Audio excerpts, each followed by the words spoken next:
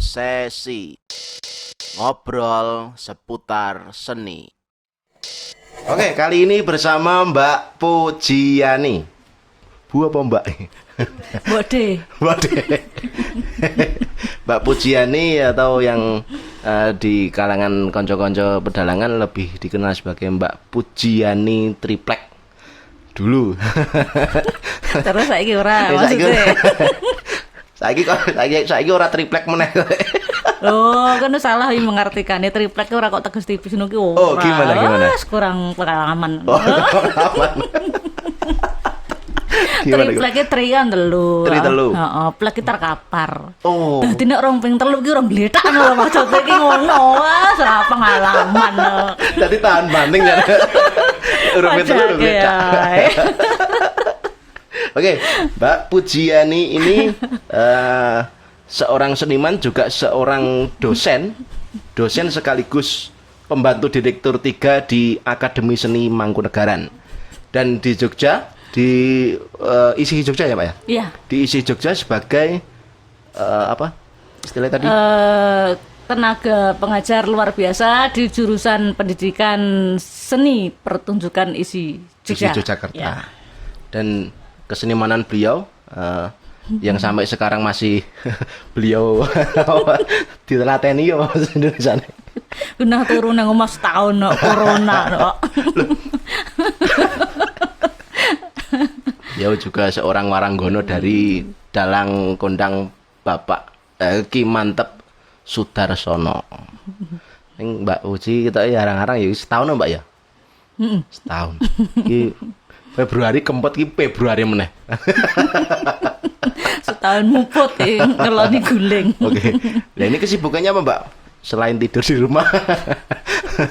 Ya macam-macam ya, kadang ya maklar. Maklar gamelan, maklar wayang. Terus maklar apa-apa pokoknya ending-ending pokoknya. Mbak Puji ini sering chat saya malam-malam itu gini, "Dek, duwe anu ora, duwe apa penjual gamelan ora? Dek, duwe pembeli wayang ora?" Itu sering bahas tak golek-golek ke siapa. Lah iya no yang ngene mesti arep piye to. Iya. Tapi apa yang penting kan yang dilakukan yang hal-hal positif lah. Ngedol gamelan kan ya positif. Oh jelas, nah aku wongnya positif. Positif. Ya. Oh. harus positif. Ora positif ora perkewo karo Nabi Muhammad to ya putune kok ya. Pakai warna Nabi Muhammad. Nah putune kok ya pasane sembarangan. Sak ya.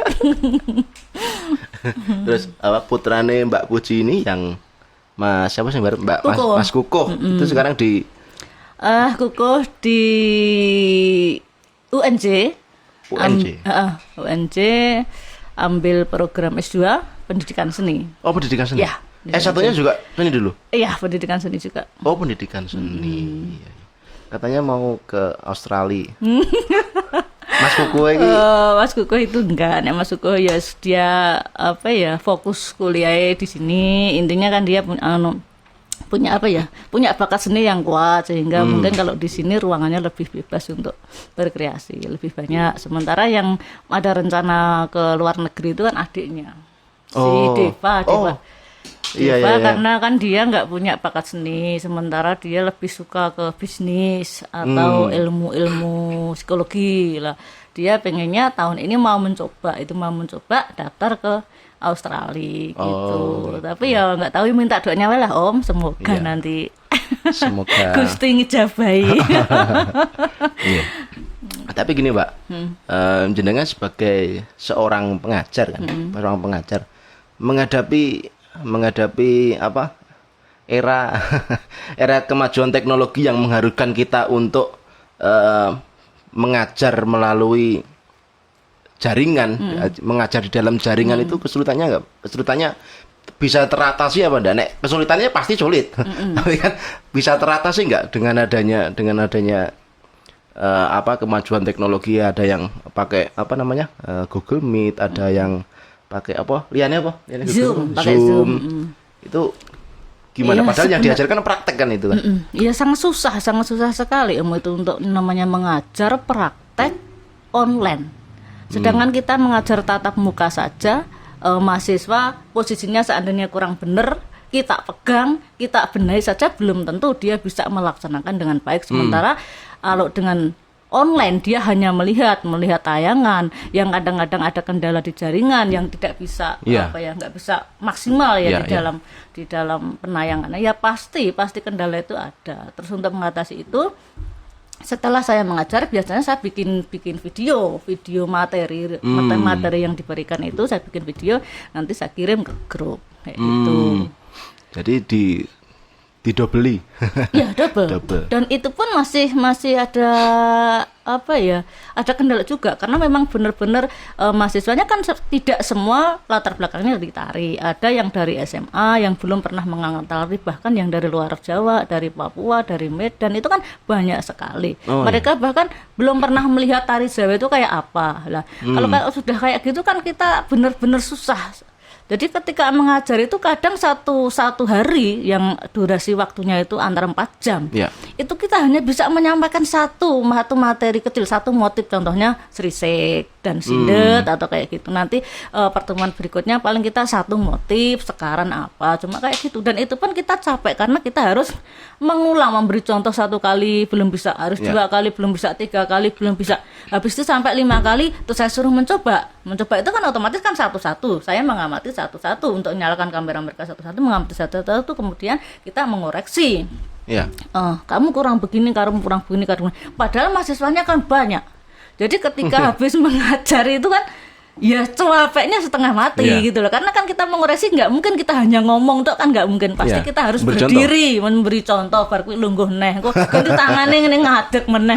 Itu benar-benar capek kalau habis mulang dengan cara seperti ngajar cara seperti itu lah. Dan itu menurut saya sangat-sangat kasihan mahasiswanya, karena dia membayar SPP itu kan sebenarnya penuh kan, tapi benar-benar nggak dapat apa-apa. Kalau saya bilang nggak dapat apa-apa gitu loh. Kecuali memang yang sudah punya latar belakang tari ya beda, mungkin dengan melihat video dia bisa ngikuti. Tapi yang dari teater, latar belakangnya teater, dari musik, aduh marah itu. Ya berarti dalam penyampaian materi terhambat dalam. Jelas. Terus dalam capaian materi tiap semesternya berarti juga grade-nya menurun pasti gitu. Iya. Kalau kita tatap muka, kita di luar jaringan, itu kan bisa satu semester kayak biasanya ngasih 2 materi bisa. Satu materi putri, yang satunya materi putra, itu bisa selesai.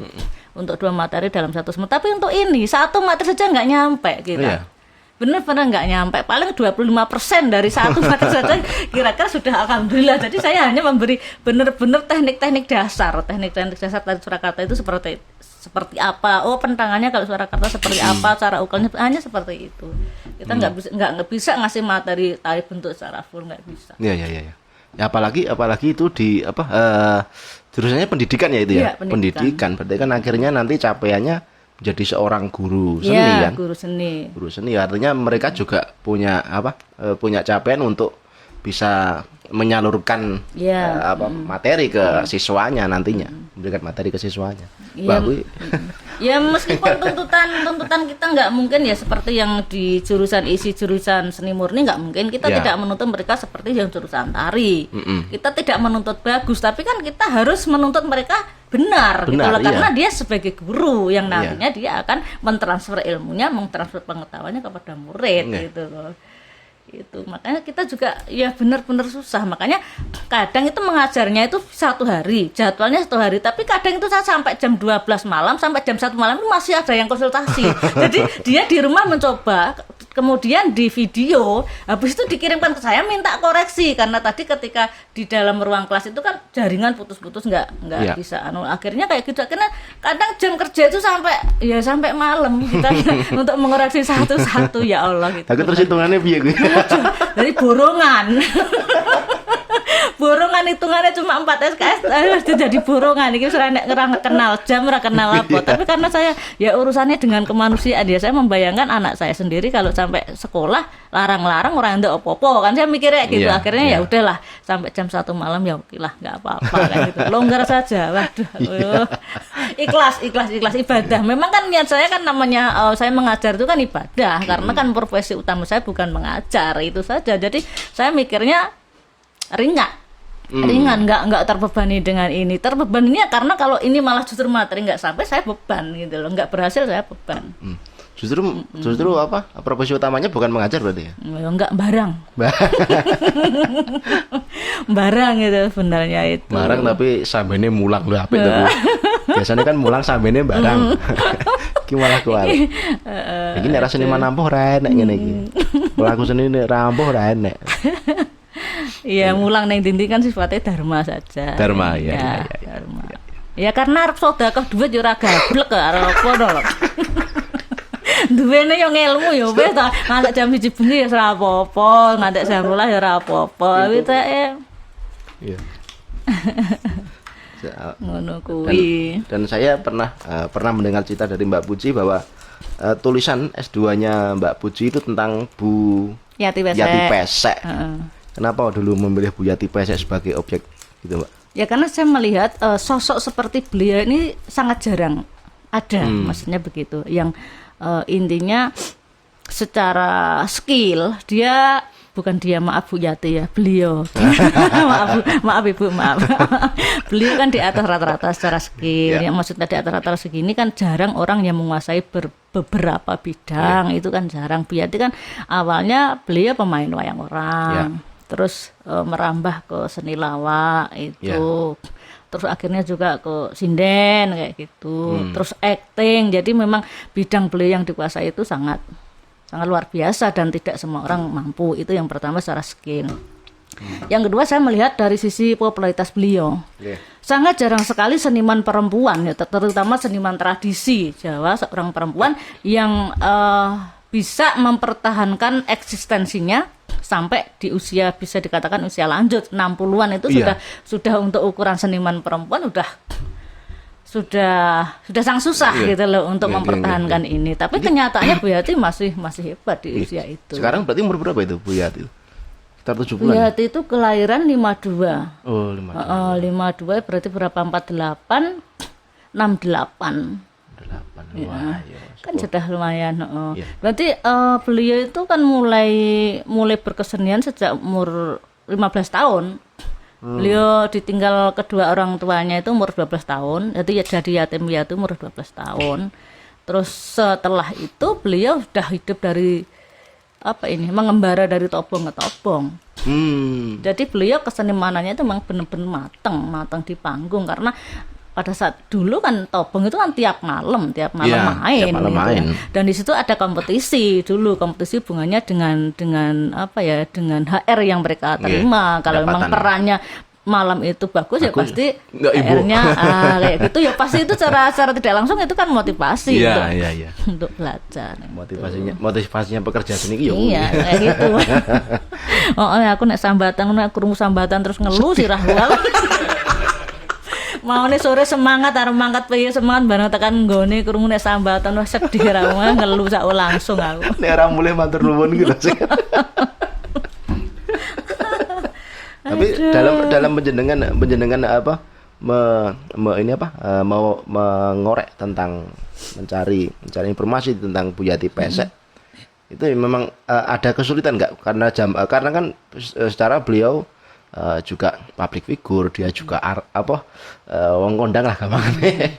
Itu kesulitan untuk menemui beliau, mengatur jadwalnya gitu. Kalau untuk menemui beliau sangat mudah ya, karena saya sama Bu Yati itu secara emosional itu dekat, ada kedekatan emosional saya dengan Bu Yati. Tapi yang saya benar-benar ada kendala, bahkan membuat saya waktu itu hampir putus asa itu ya kendala ada data tentang karena kan cikal bakalnya Bu Yati Pesek itu kan di TVRI Jogja. Sementara TVRI Jogja ini tidak bersedia mengeluarkan data yang saya cari meskipun saya sudah dilengkapi dengan surat pengantar dari Pasca waktu itu dan surat pengantar sampai 2 kali dulu. Dan saya juga sudah mengikuti seandainya di sini ada prosedurnya seperti apa, seandainya kan mereka alasannya tekniknya nggak ada, alasannya pitanya rusak, alasannya bla bla bla, banyak sekali alasannya membuat data itu intinya tidak bisa keluar. Saya sudah bicara, sudah bilang sama mereka istilah pihak TVRI, kalau memang harus ada dana untuk itu, sebenarnya saya bersedia, saya tidak masalah. Tapi kenyataannya nggak bisa juga. Jadi itu benar-benar sempat membuat saya putus asa karena memang TVRI Jogja satu-satunya institusi yang menyimpan data Bu Yati Pesek ketika tahun 80-an gitu loh. ketika beliau main Sandiwara Jenaka KR itu kan di sana. Ya akhirnya ya Tuhan masih menolong. Terus saya masih ada saksi hidup pasangan beliau main waktu itu yang jadi Den Bagus Singarso itu kebetulan masih sugeng. Pak Susilo Nugroho. Nah itu saya menemui beliau, akhirnya beliau cerita istrinya Bu Yati juga penggena bla bla bla bla bla bla. Terus saya jadikan itu bisa untuk data. Padahal yang tahun 80 itu berarti sing anu itu nggih, sing Sandiwara Jenaka KR TVRI. Di nggih, jenenge apa toh? Enek kok judulnya. Judulnya sik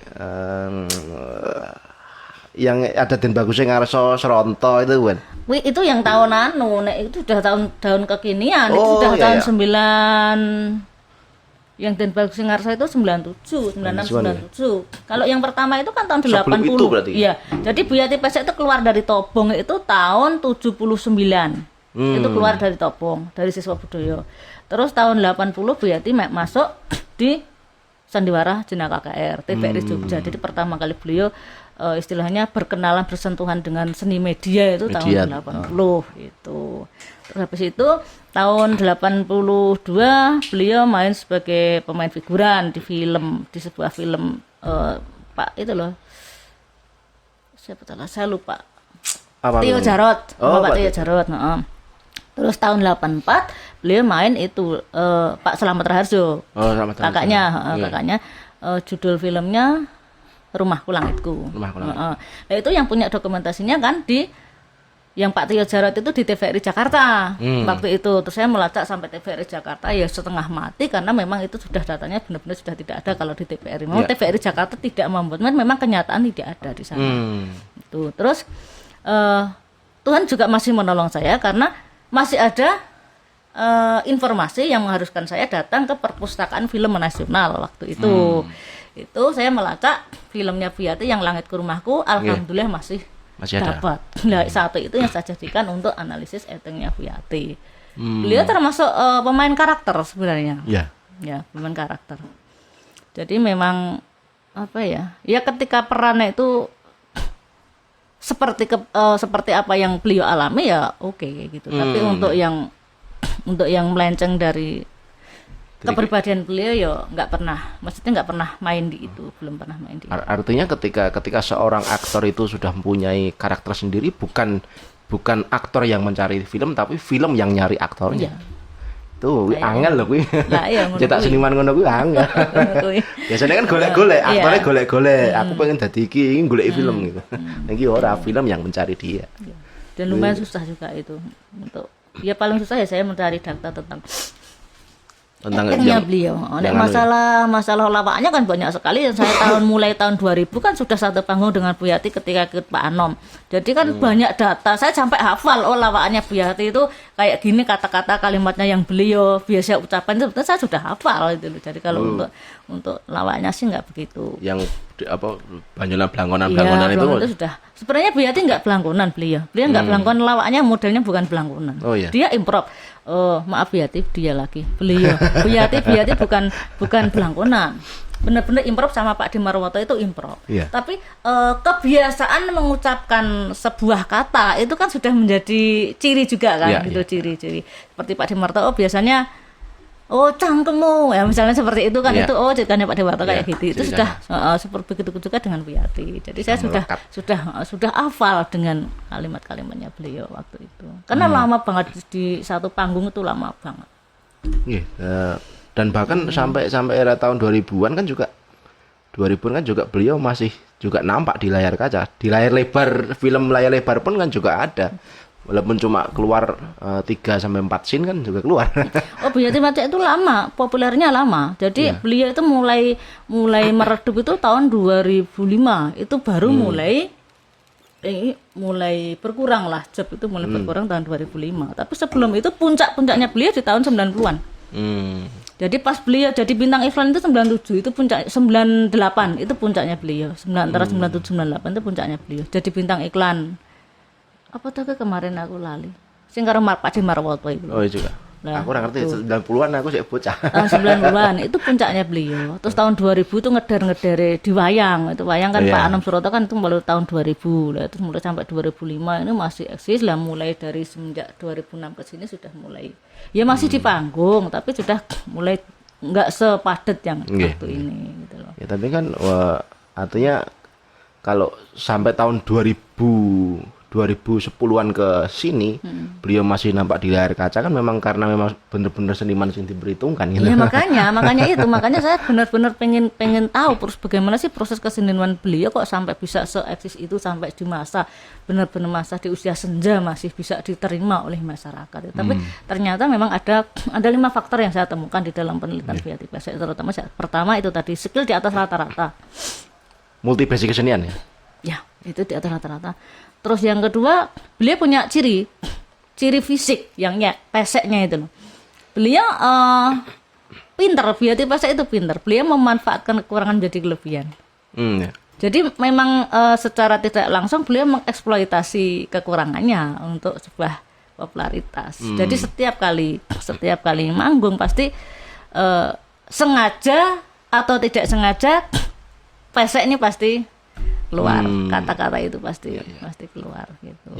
Ya kayak Pak Demarwoto atau apa? Ya itu bukan kekurangan tapi kelebihan. ya menjadi kelebihan. Pinter Karena beliau. lebih daripada yang lain. Iya itu. Terus kemudian kan yang ketiga ya beliau didukung oleh situasi zaman. Yang namanya popularitas itu tidak lepas dari situasi zaman. Kebetulan beliau hadir di dalam seni pertunjukan itu dikala dunia seni pertunjukan itu memang sing lagi ngehit ki ya memang komedian kayak gitu. iya. Sejak mulai tahun 80 sampai sekarang itu kan komedian Iya, yang memegang komedian. peran penting di dalam seni pertunjukan. Iya. Nah, itu yang keempat ya apa ya yang jelas kalau faktor peruntungan jelas karena banyak yang orang yang memiliki syarat A sampai D ini sama dengan Iya. B, tapi yang C tetap nggak bisa. Iya. Itu banyak itu. Satu hal itu. Itu loh satu hal itu yang namanya keberuntungan bekjan itu wis ra iso dimereke gitu, ra iso Iya. dioyak, ra iso disinau kan kayak gitu. Yang keempat kan didukung oleh situasi kekuatan sosial. Beliau dalam serawung. Ternyata memang dalam serawung beliau itu yang sangat-sangat hati-hati. Yeah. Jadi beliau kalau pas di panggung dengan lawan main itu sangat-sangat hati-hati, jangan sampai melukai dengan kata-katanya sampai melukai orang lain. Kalau Buyati itu benar-benar dijaga dan ternyata itu benar-benar bisa mengantarkan beliau mencapai puncak popularitas. Tapi memang beliau orangnya juga nggak mau kayak diistimewakan banget juga nggak mau. Saya pernah di Sriwedari itu pentas wayang orang sama Buyati. Bintang tamunya Buyati saat itu. Beliau tuh di waktu istirahat ditempatkan dikasih tempat makan khusus itu loh, Pak. Kasih ruangan khusus, ini jatahnya Buyati di sini prasmanan. Nggak mau beliau. Beliau nggak mau. Terus ya, jelek juga kedusan weh, aku tak ngaruh cacah iki. Makan bareng pemain-pemain itu. Ya kedusan. Gitu. Ya karena beliau menyadari dulunya juga berangkat dari Topong kan. Iya. Jadi memang yang pertama itu, yang keduanya memang sifat ngomongnya beliau kepada siapapun itu memang kuat gitu loh. Buyati itu kuat. Terhadap generasi muda setelahnya kan juga gitu. Iya gitu. Ngomong, sifatnya ngomong. Dengan pelawak siapapun beliau ngomong gitu. Ya, cocok mlebu. Itu yang hebatnya dari beliau. Makanya kok saya penasaran ternyata ada 5 faktor itu yang membuat beliau. Yang kepribadiannya Bu Yati yang saat ini masih artinya jenengan nugemi. Jenengan nugemi dalam jenengan berkesenian, entah itu di wayang, entah itu di luar wayang.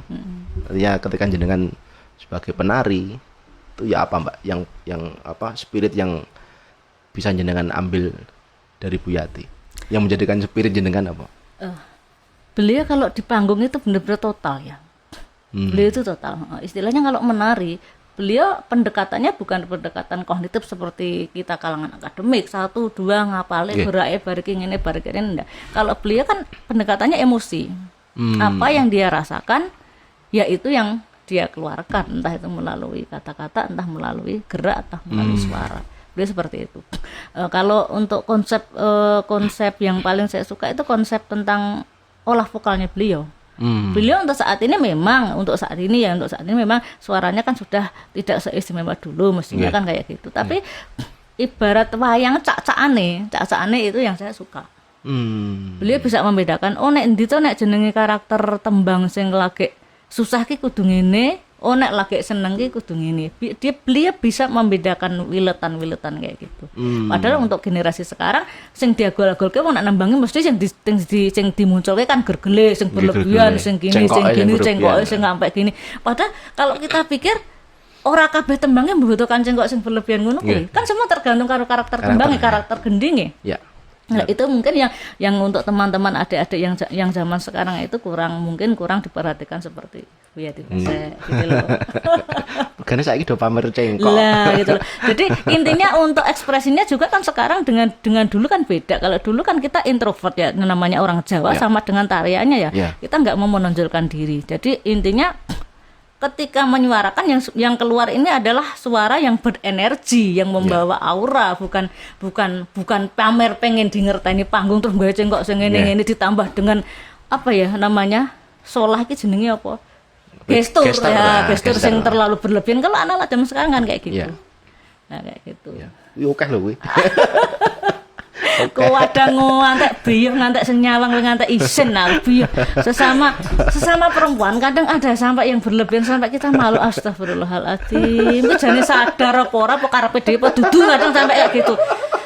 Masya Allah gitu. Dewi ngerti jenengan karepnya ngerti Dewi ya. Loh, saya enggak saya enggak menyerati satu orang, tapi kan kenyataannya banyak yang kayak gitu. Banyak sekali kayak gitu. Salah di sini gue mau. Ya, dan saya pernah itu waktu di panggung kebetulan nggak tahu Bu Yati itu melihat Mersani dari layar kaca dari TV atau dari YouTube saya enggak tahu. Langsung WA saya waktu itu.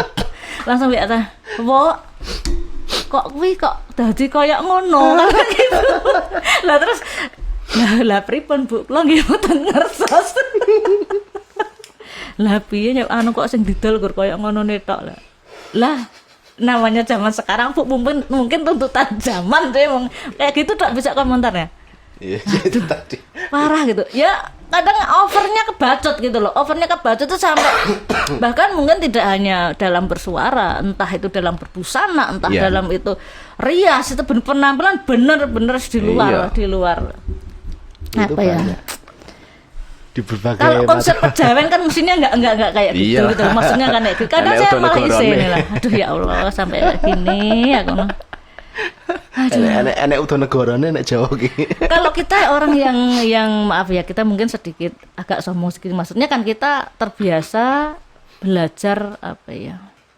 Belajar etika juga ketika di kampus, ketika kita tahu etika yang seperti itu terus dituntut harus bergerak seperti itu kan kita pasti rasane ki risi dhewe gitu loh. Rasane ki risi dhewe. Margo ngerti patokan sing bener ki piye sing patut sing piye sing ora sing piye. Lah gitu loh. Kecuali wong ora mudeng iki mesti ya ora piye lan saiki nek ngerti terus ngono kuwi kadang kan risi gitu loh. Maksudnya kan gitu.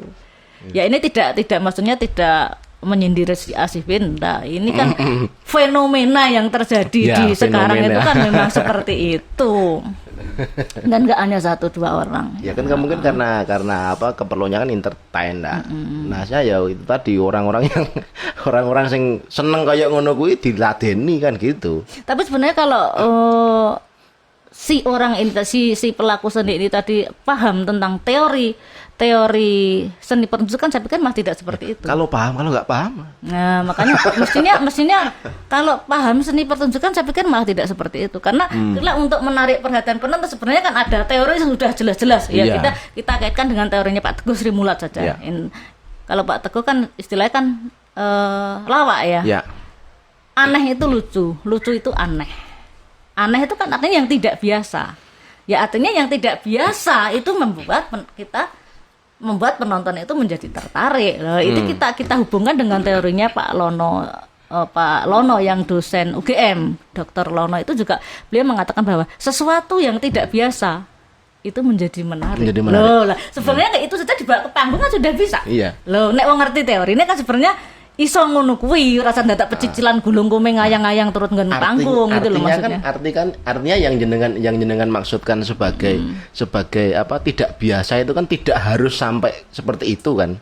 Ya tidak biasa kan bisa diartikan sesuatu yang baru, yang tidak biasa. Oh, nek umumnya panggung ini pamane dandan kancane ngene iki yo ora ngene, nek yo ora ngene niki yo joke oke Nah, ya, gitu maksudnya kan tidak gitu. terlalu jauh dari dari itu tadi kan. Yang namanya tidak biasa kan istilahnya bisa dikatakan bisa diartikan baru juga, tapi kan baru ku ya ora kudu total kan enggak gitu toh, enggak kudu. Tetep enek konvensi sing di cekal. Ya Maksudnya kan ngono maksudnya kayak gitu. ngono lho Dek Tiwi. Nah aku sendiri sebenarnya aku paham ya teori-teori popularitas seperti itu, aku paham, aku meneliti biaya seperti itu. Terus dari sisi seni pertunjukan yang menarik seperti ini aku paham, tapi kenapa aku nggak bisa populer ya itu loh yang nomor 5 nih tadi loh. Faktor keberuntungan ini yang tidak memiliki itu satu ya. Kenapa aku tidak bisa memiliki, tapi aku menyadari tak balikkan ke diri saya sendiri karena emang jiwaku raiso. Betul. Jadi kon mlebu dalam dunia seni pertunjukan saat ini yang menuntut seperti itu ora iso, jiwane ora iso. Ya. Jadi sementara karya-karyaku itu nek ditokke karo kondisi zaman sekarang ora mlebu, ya jelas ora iso kondang kok ngendi. Ngono maksudnya kan ngono. Wong saiki dituntut ki sing bring-bringan sementara aku ora iso bring-bringan ya udah ora iso kan gitu tuh maksudnya. Ya pasti ada celah, pasti ada masanya ketika itu tadi. Pastinya ada masanya itu dinikmati itu pasti ada masanya gosek, masanya kapan gosek. Ya maksudnya kan ono tetep dhewe, segmennya dhewe gitu loh. Segmennya berbeda. Segmennya khusus. Masanya juga berbeda gitu kan. Itu orang-orangnya ya konsumennya juga berbeda. Ngono wi. Walah. Kalian diunjuk, Mbak. Oh iya. Maksud adem.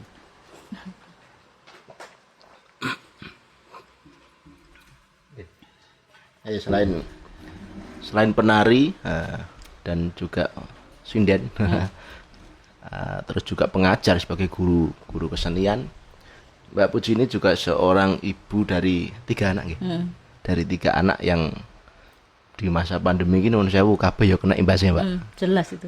Bagaimana jenengan tetap bertahan demi anak-anak gue. Ya, alhamdulillah adile Gusti. Ya gitu. Ya. Ini ceritanya. Manajemen saya gini, ketika istilahnya masih eksis ya atau masih bisa kerja, itu kan saya nabungnya itu nabung tanah. Saya mengambil pinjaman dari bank dulu, habis itu yang duit saka PY, uang dari manggung itu yang untuk setor. Jadi tabungan saya itu berupa aset. Nah kayak gitu. Ketika di masa pandemi sejak dari mulai bulan Maret sampai November kemarin, ini bener-bener keseser karena saya mau bener-bener nggak megang uang tunai sama sekali. Ibaratnya tubruk rono tubruk kene itu wis sampai munting gitu loh. Makanya Deva seharusnya kuliahnya sudah tahun kemarin terpaksa harus menunda tahun ini tuh karena ada kendala di dana. Oh gitu. Terus untuk mengatasi ini caranya gimana ya? Caranya salah satu lemah tanah saya lego untuk biaya sekolah anak-anak ini. Paling enggak kan ini 3 anak semua kuliah bareng. Yang 2 masuk S1 semua, yang 1 S2. Yang Mas Kuku itu ya? Ya, Kuku S2, terus engko Devane mau masuk S1, Destane mau masuk S1. Bareng lah, otomatis ini satu tanah saya tak lego buat khusus untuk persediaan biaya sekolah mereka bertiga. Jadi itu saja. Alhamdulillah masih ada solusi. Alhamdulillah. Terus kalau untuk masalah singgung mangan bendinane, saya kan senengnya senengane itu tadi diarani bisnis ya urung dadi. Ya senengane dolanan dagangan gitu loh maksudnya kan. Kadang ada mobil, saya golek mobil di Jakarta lah, mbok menawa tekan kene ya nek payu di nego kayak gitu. Ya itu yang untuk menyambung hidup istilahnya kayak gitu. Nah untuk biaya sekolah ya sekolah tak cepaki pokoknya duit tanah ini khusus tinggal sekolah. Berarti selama pandemi itu memang penghasilannya bukan dari kesenian kan? Ya enggak sama sekali. Ya kadang waktu itu kan Pak Manto sempat ada streaming beberapa kali itu. Tapi namanya streaming kan nggak mungkin untuk mencukupi semua kebutuhan, nggak mungkin. Hanya beberapa aja. Itu. Ya waktu itu ya nubruk sana nubruk sini itu loh. Waktu itu benar. Tapi ketika kemarin mobil laku di bulan Desember, akhirnya saya tutup. Yang ini tutup. Terus modalnya gue golek gitu. Jadi ini masalah ini terselesaikan, masalah biaya sekolah terselesaikan. Alhamdulillah. Tetap jalan ya. Alhamdulillah. Ya wis saya adile Gusti Allah ki mau lho. Jarene dongane wong teraniaya mau lho. Berarti merasa teraniaya. Oh, banget loh. Merasa teraniaya banget. Enggak apa-apa, enggak apa. Nah, berarti kan yo piye yo kenyataane ngono sak Mbak Puji wae sepi gitu loh. Aduh, nek kaya kene iki saiki ra gur karek apa, ya sing karek bocah-bocah nom-nom. Kene wis kebebanan butuh. Pikirane iki ning nggon panggung ki ya wis dedel, carane wong diskat iki wis ra bening. Karek sak nyandake, sak mampune. Dan aku sendiri juga sudah tidak terlalu menuntut diriku sendiri untuk seperti ini enggak. Jadi semua cita-cita yang selama ini pernah ada di dalam pikiran sudah tak papras. Yang jelas untuk saat ini adalah anak. Gimana saya memperjuangkan 3 ini untuk menjadi orang, itu saja. Kalau untuk aku sendiri sudah enggak. Nah, dulu kan saya pernah cita-cita untuk S3. Tak pikir-pikir lah nggak apa lah, mau sementara anak-anak masih butuh semua, kecuali aku PNS itu ya mungkin beda gitu loh. Kan mengajarkan dari bilang saya bilang tadi kan hanya untuk dharma, hanya untuk ibadah gitu loh. Itu makanya saya lebih fokus ke anak saja. Ya semoga ketiga-tiganya ini bisa diperjuangkan secara maksimal itu. Ibu yang luar biasa. Apa pasrah sang bilang ibu. Sekali-kali kuwi mayang ndane Mbak Puji. Isone gur ngidam sari. Yo enggak. Sinden tuwek isone gur ngidam sari. Nek kon megal-megal ra iso, Mas. Enggak yo. Sing anu ta. Sing moto ta. Kon megal-megal terus iso karo anake lae. Wis. Atau samang mbokku ki ngopo ning polae kok ngono ning omah ki ra ngono lho jane. Nah, malah saiki senenganku lagi sinau tari, saat ini sinau tari, istilahnya mendalami tari karo Mas Fajar Satriadi. Sama Mas Capra? Iya, sama Mas Fajar saya belajar banyak.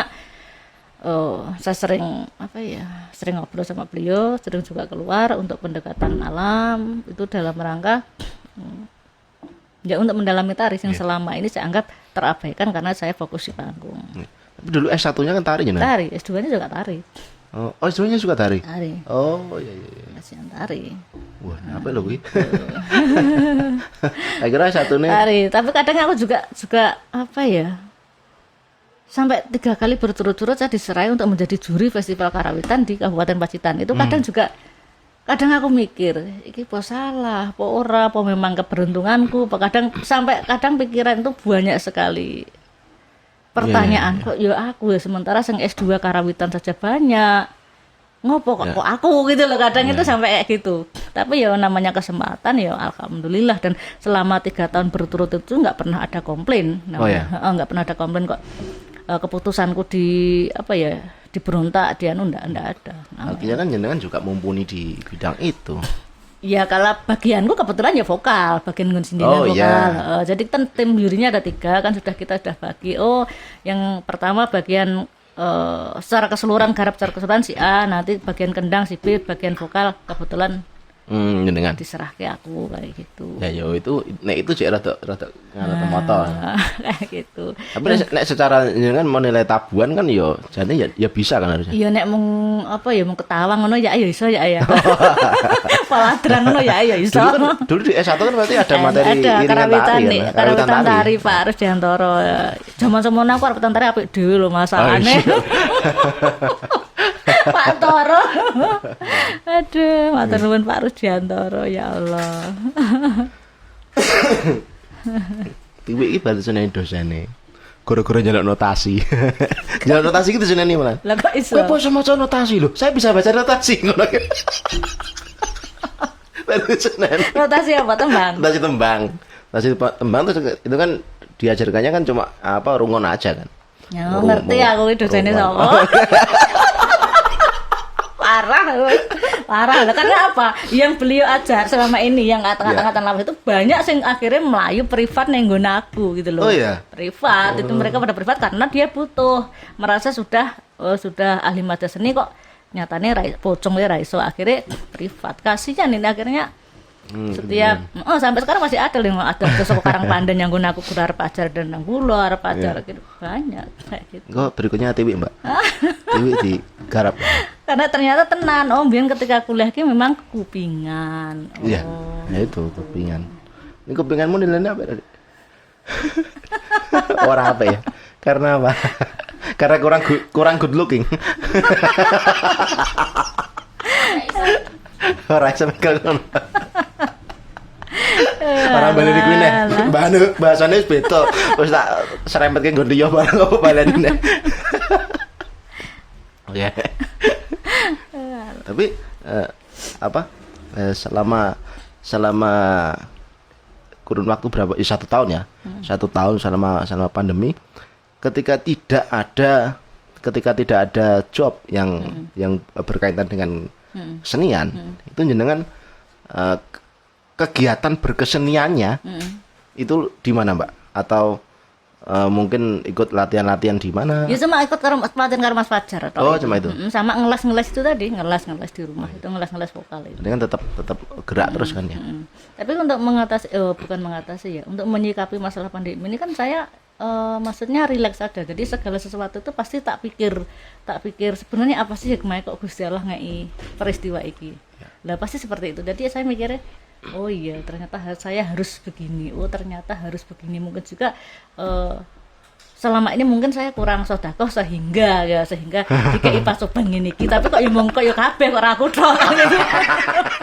Ya, jadi saya pikirnya gitu. Seandainya ini dulu yang saya dapatkan semua memang dari Tuhan. Seandainya sekarang diminta kembali lewat pandemi, lan dulu kan cuma sarana kan gitu kan. Ya wis ikhlas wae lah aku gitu wae. Makanya ketika saya menjual acara ya ikhlas wae, memang ya mbiyen-mbiyene ya ora duwe apa-apa lho. Ngapa bingung gitu loh aku. Jadi aku enggak pusing-pusing mikir masalah kuwi duwene kuwi didol kuwi wis rampung urusan ngono.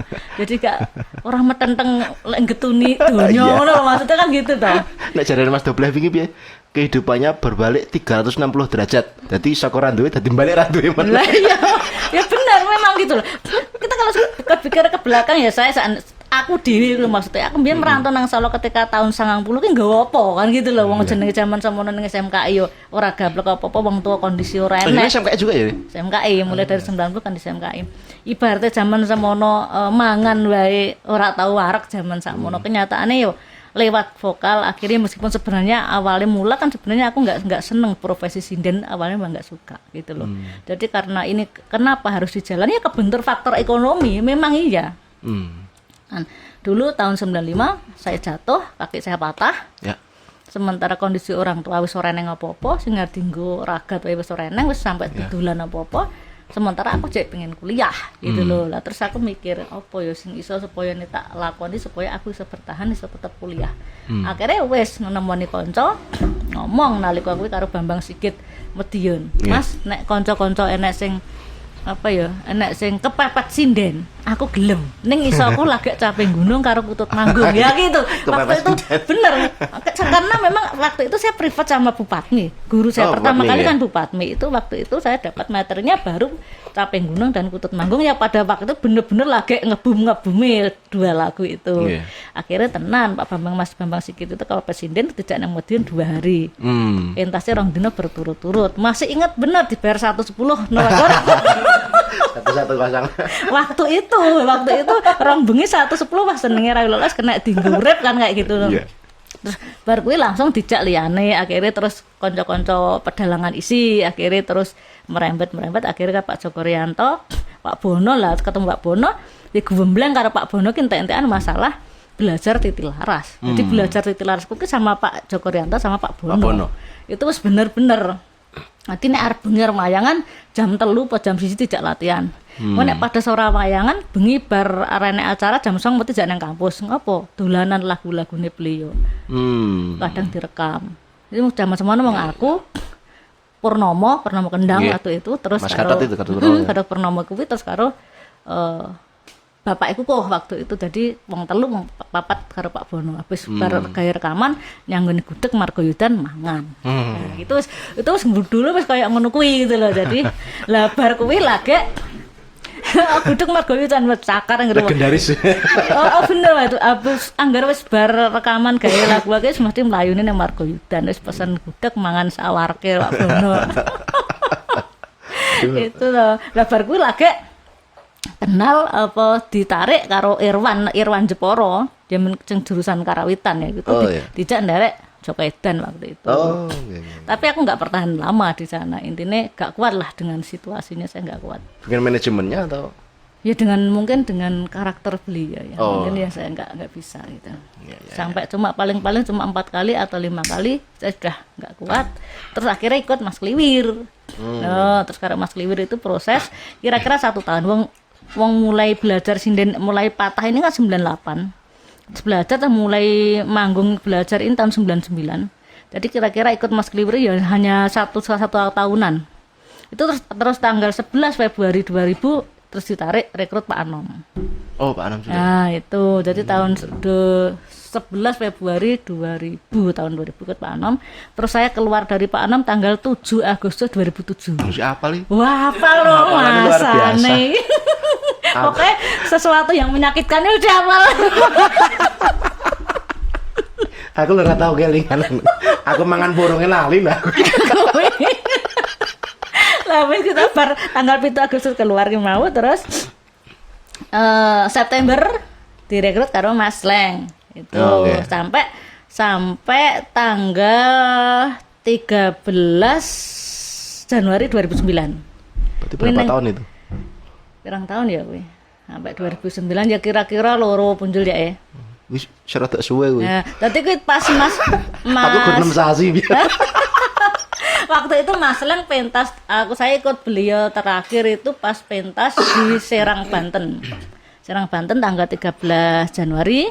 Terus tanggal 14 Pak Mantep pentas di RRI Jakarta waktu itu peresmian kalau nggak salah peresmian apa ya nggone RRI sing enek programannya kuwi lho jenenge apa kuwi yang meresmikan Pak SBY waktu itu. Jadi dari Serang aku nggak pulang langsung mampir ke RRI.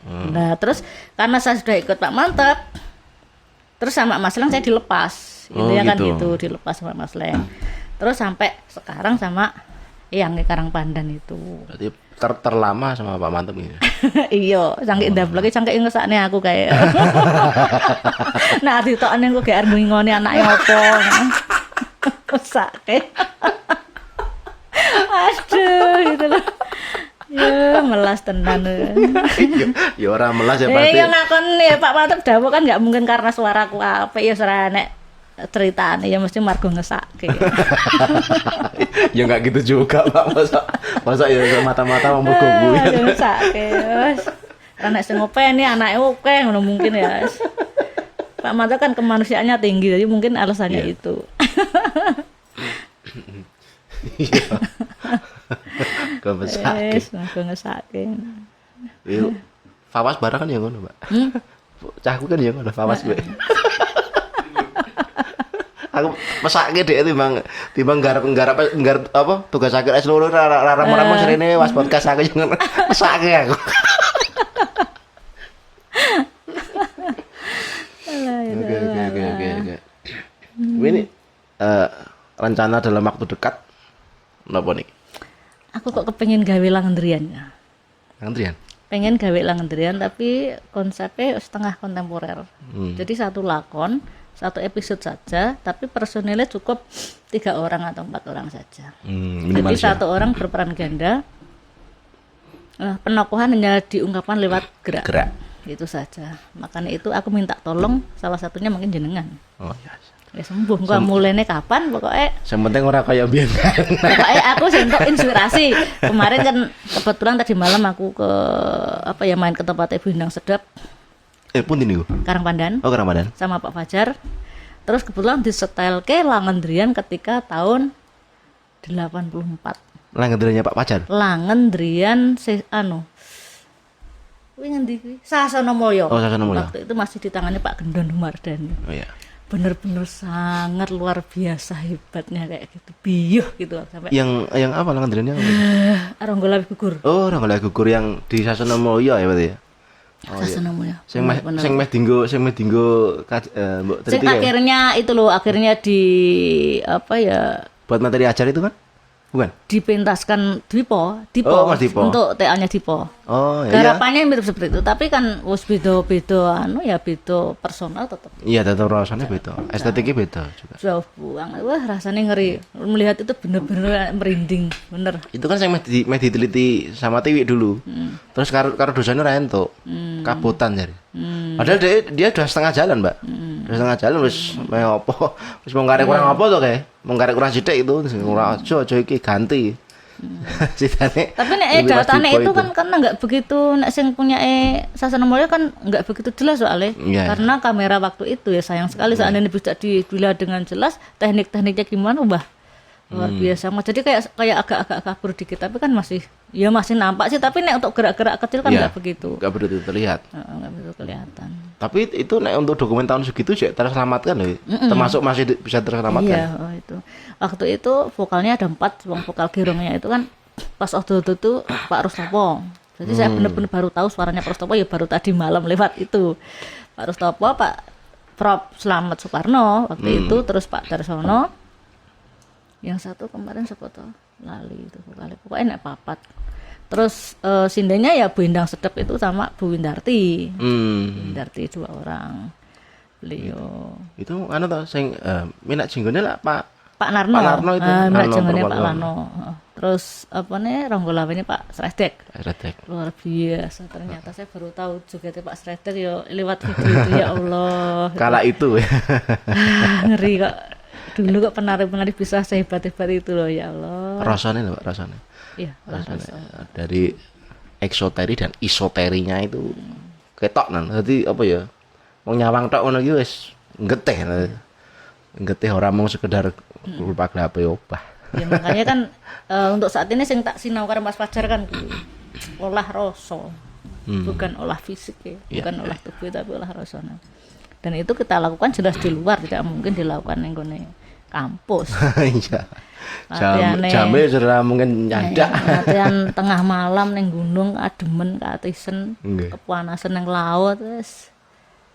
Tapi dari proses itu aku tahu ternyata bener ya kayak gini ya. Itu. Ya laku.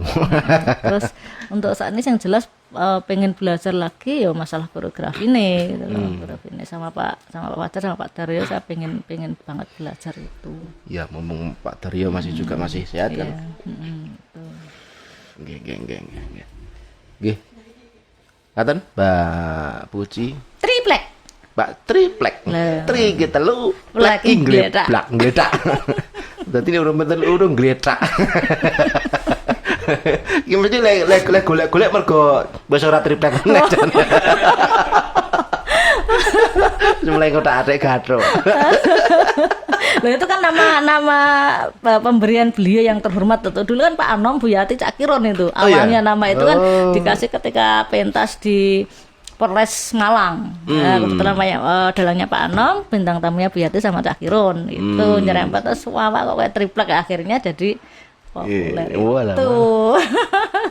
Jadi kan memanfaatkan apa? Iya, kok orang beda karo Buyati loh. Buyati.